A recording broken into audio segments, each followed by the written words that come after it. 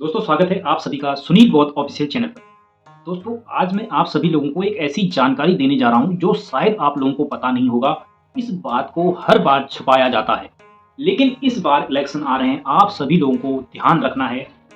सबसे पहली बात और सबसे बड़ी बात दोस्तों, एक षड्यंत्र के तहत आप सभी लोगों से जातिवाद किया जाता है। पूरे देश में अगर सबसे ज़्यादा जातिवाद कहीं किया जाता है तो वह उत्तराखंड में किया जाता है। दोस्तों वैसे तो उत्तराखंड को देवभूमि उत्तराखंड के नाम से लोग जानते हैं, लेकिन असल में सबसे ज़्यादा जातिवाद देवभूमि उत्तराखंड में होता है। लेकिन इस चीज़ को बाहर नहीं दिखाया जाता है। ज़्यादा से ज़्यादा कोशिश रहती है कि इन जातिवादी मुद्दों को ज़्यादा से ज़्यादा दबाया जाए, चाहे वो नौकरी में हो, चाहे वो भोजन माता के पद पर रहे लोगों पर हो, चाहे वो टीचर के पद पर हो, चाहे वह रोड के मामले पर हो। तो दोस्तों इस बार इलेक्शन आ रहे हैं, आप सभी लोगों को एक एनर्जी के साथ, एक नई उम्मीद के साथ अपने एक अच्छे नेता को चुनना है।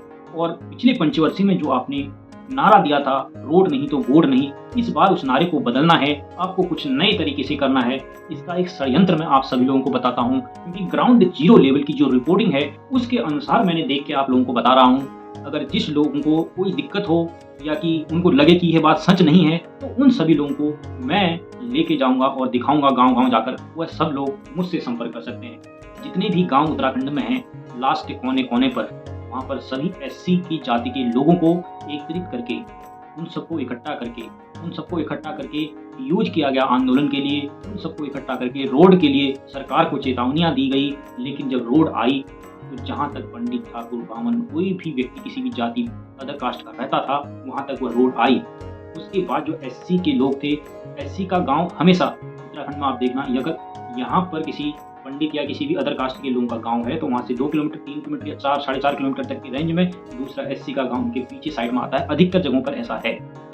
और जिन जगहों पर ऐसा है वहाँ पर सब लोगों को इकट्ठा करके आंदोलन कराए। और रोड जब आई तो पंडित लोग और ब्राह्मण लोगों के यहाँ तक ही आई, एससी लोगों के यहाँ, जबकि वहाँ से मात्र 2 से 2.5 किलोमीटर, 3 या 4 किलोमीटर की रेंज की है। उतनी रोड आज सालों साल से नहीं आ पा रही है। लोग पैदल जा रहे हैं। एक ये जातिवादी षड्यंत्र के तहत इसको किया गया है। चाहे आप पिथौरागढ़ में ले लो, चाहे आप अमोरी चंपावत में ले लो, चाहे आप किसी भी गांव में जाकर देख सकते हो। अगर जिसको कुछ डाउट है तो वह मेरे से संपर्क कर सकता है। मैं अपने गांव के खुद पड़ोसी गांव में जाकर आपको चलती में दिखाऊंगा कि किस तरह से जहाँ पर पंडित लोग रखते हैं वहां तक रोड आई है। वहां से सिर्फ 3 किलोमीटर की रोड आज सालों साल हो गए हैं। 2 पंचवर्षीय तक वहां के लोगों ने वोट का बहिष्कार भी किया, चुनाव का बहिष्कार किया। उसके बाद भी सब लोग वहां पर नजरअंदाज करते हैं। चुनाव के समय हर कोई हर गांव जाता है, पैदल जाता है, लेकिन रोड की जब बारी आती है तो कोई भी व्यक्ति वहां जाने को तैयार नहीं रहता है।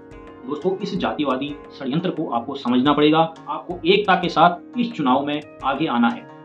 तो दोस्तों जितने भी एससी कास्ट के लोग हैं उत्तराखंड में, उन सब के साथ किसी न किसी तरीके से जातिवाद होता है।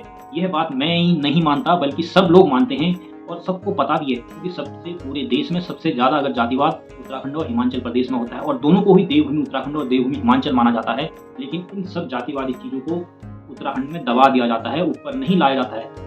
आज की डेट पर भी अगर कोई व्यक्ति किसी के घर जाता है तो चाय पानी के लिए लोग पहले पूछते नहीं हैं। अगर पूछें भी तो ऐसे गिलास में चाय देंगे जिस गिलास में कि वो लोग पानी भर के भी किसी को, भिखारी को न दें। ऐसे गिलास और कप में चाय पानी देते हैं और उसको वहीं पर उसी से पिलवा के, उसी से धुलवा के साइड पर रख देते हैं। और जब तक उससे एक एक बूंद सूख नहीं जाती तब तक वो उस गिलास कप को उठाते नहीं है। ऐसी जातिवादी मानसिकता उत्तराखंड के अंदर भरी हुई है। आप सभी लोगों को इस बार जवाब देना है। और आप सभी लोगों को यह बात मैं याद दिलाना चाहता हूँ कि इलेक्शन आ रहे हैं, आप लोगों को अपने वोट का इस्तेमाल सही तरीके से करना है। जय हिंद।